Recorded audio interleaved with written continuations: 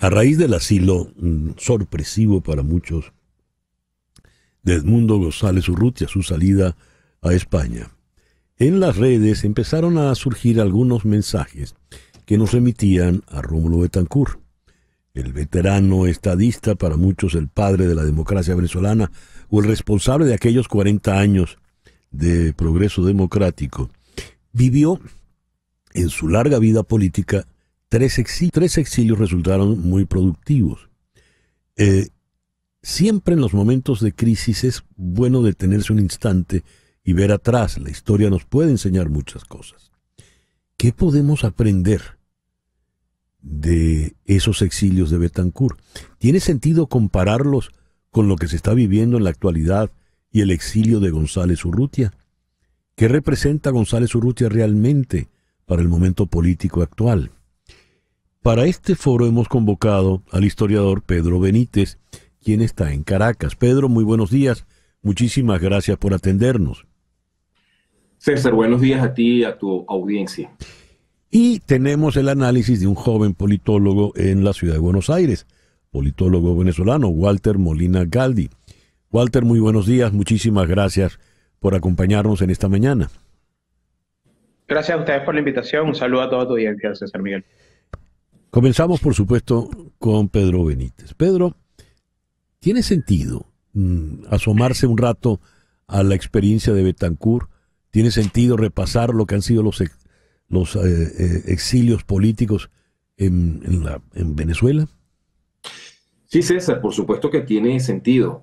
Hay que aclarar que todo es comparable en la vida. Y es comparable precisamente para ver las diferencias y obtener algunos aprendizajes que nos pueden ser útiles. Yo creo que de esa comparación que se hizo en las redes sociales, particularmente, me imagino que te estás refiriendo a una nota que Betancourt, una carta que Betancourt le mandó a la dirección nacional de su partido luego del golpe contra Gallegos, en el cual Betancourt se tuvo que, primero pasó varios días en la clandestinidad y posteriormente se asiló en la Embajada de Colombia para finalmente salir del país. El mensaje que les enviaba, bueno, aquí nos espera una lucha dura, difícil. No le puso fechas, ¿no? No dijo el gobierno está débil, está a punto de caer, sino que nos espera una lucha complicada, cuesta arriba. Para poner un poco en contexto, César Miguel, hay que recordar que apenas un año antes del golpe militar del 24 de noviembre de 1948, Rómulo Gallegos había ganado unas elecciones con el 78% de los votos. Es decir, un presidente que tenía toda la legitimidad y todo el apoyo popular. Y pese a los intentos de reescribir la historia, no suena lógico pensar que en un año todo ese apoyo popular se desvaneció. Lo que quiere decir que fue un golpe contra la voluntad mayoritaria de los venezolanos, fue un golpe en el cual la Junta Militar nunca se pudo quitar de encima, porque nunca se logró legitimar. De hecho, como lo hemos conversado antes, ellos convocan una elección para un Congreso Constituyente 5 años después, pensando que la gente había cambiado de opinión, y se llevaron la gran sorpresa de volver a perder esa elección. De modo que este fue siempre la pata coja del proyecto de la Junta Militar y particularmente del general Pérez Jiménez a lo largo de la década de los 50. Betancourt era consciente de eso, pero también era perfectamente consciente de la correlación de fuerzas. Es decir, nosotros tenemos el apoyo del pueblo, tenemos los votos, pero ellos tienen las armas. ¿Cómo se enfrenta una oposición desarmada frente a un gobierno superarmado? Bueno, ese fue el gran desafío que Betancourt y sus compañeros de lucha asumieron a partir de ese momento, teniendo muy claras las circunstancias que estaban enfrentando. Por cierto, no fue una lucha que empezó ese día. Si uno analiza la carrera política de Betancourt y de toda esa generación, César, fueron 30 años de luchas y de fracasos. Ahora que uno continuamente está escuchando en las redes sociales, es que la oposición venezolana fracasa y una y otra vez. La historia venezolana, que esa generación que construyó la democracia en Venezuela tuvo 30 años de derrotas a partir del levantamiento estudiantil de 1928. Ellos no lograron coronar su proyecto de manera casi definitiva o estable, sino hasta 1958. Pero lo importante de la lección que yo saco de la vida de ellos es que nunca se dieron por vencidos, nunca se rindieron, siempre fueron consecuentes con su causa. Dicho lo anterior por el historiador Benítez, Walter, ¿cómo ves ¿Qué interpretas tú? ¿Cómo ves este exilio de González Urrutia?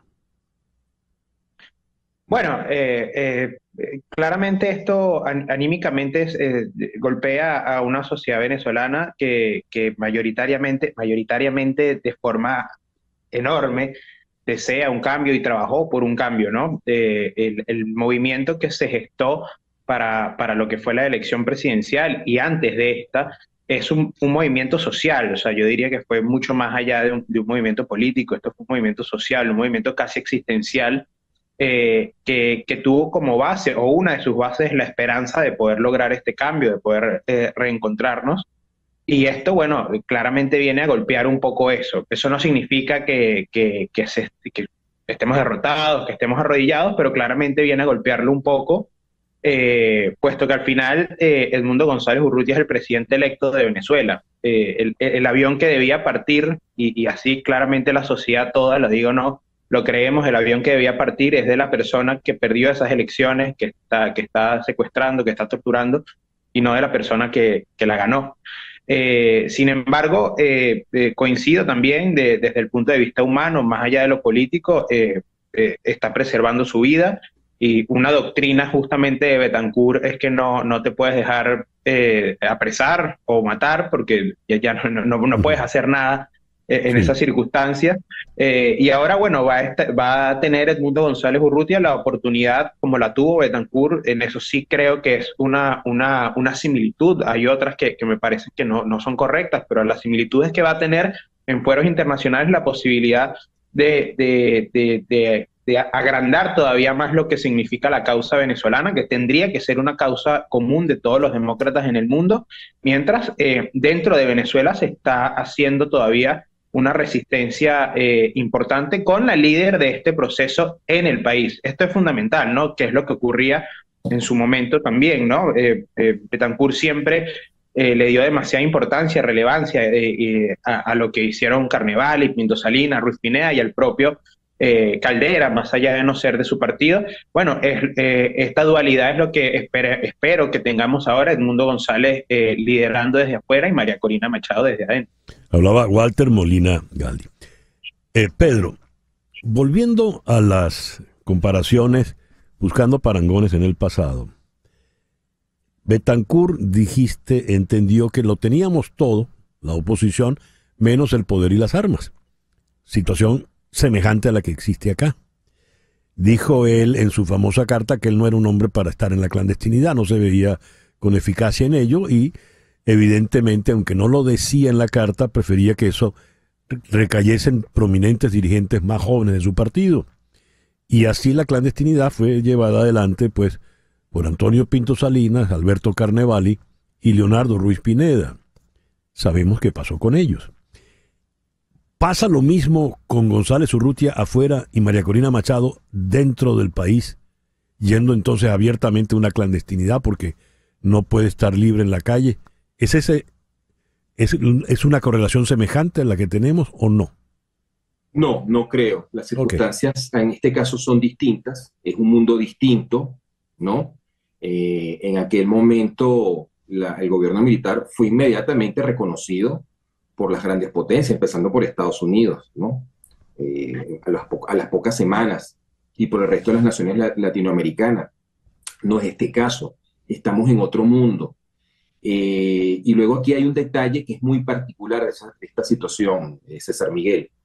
Mira, esta lucha que los venezolanos hemos dado por la democracia durante generaciones no es un caso excepcional, es más o menos la misma historia del resto de las repúblicas hispanoamericanas y también de Brasil, pero aquí hay un hecho que es singular, que no tiene precedentes ni en América Latina y yo creo que en ninguna parte del mundo, que es el descaro, la forma tan grotesca como se cometió este fraude electoral. O sea, yo no conozco un caso, ni en Venezuela, ni en ninguna otra parte, de que la oposición haya ido a una elección, gane la elección, demuestre que ganó la elección, nadie tiene dudas de quién ganó la elección, y sin embargo ese gobierno se tira un golpe de Estado contra la voluntad popular de manera abierta. Porque esto no fue como el caso de Fujimori y de Evo Morales, bueno, un resultado estrecho, nunca quedó claro quién ganó, quién perdió, no, aquí está muy claro que Edmundo González Urrutia ganó la elección del 28 de julio y está muy claro que Nicolás Maduro fue rechazado por la abrumadora mayoría de los venezolanos. Y además la oposición tiene como demostrarlo. Esto sí es un hecho totalmente inédito. Lo que me lleva a mí a afirmar, César, para insistir en el tema aquí de las comparaciones, para buscar las diferencias, que lo del 28 de julio fue un misil en la línea de flotación del proyecto autocrático de Maduro.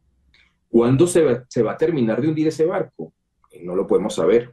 ¿De qué manera va a ocurrir? No lo podemos saber. De lo que yo tengo, no tengo ninguna duda de que este golpe Maduro no se lo saca más nunca. Walter, ¿cómo ves el porvenir, el cercano, el futuro inmediato?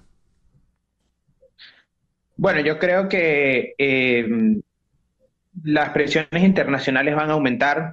De hecho, hoy emitió un comunicado la Fiscalía de la Corte Penal Internacional diciendo que están tomando en cuenta todo lo que ha ocurrido después de las elecciones, que ha sido, la verdad es que ha sido la barbarie pura, ¿no? En Venezuela.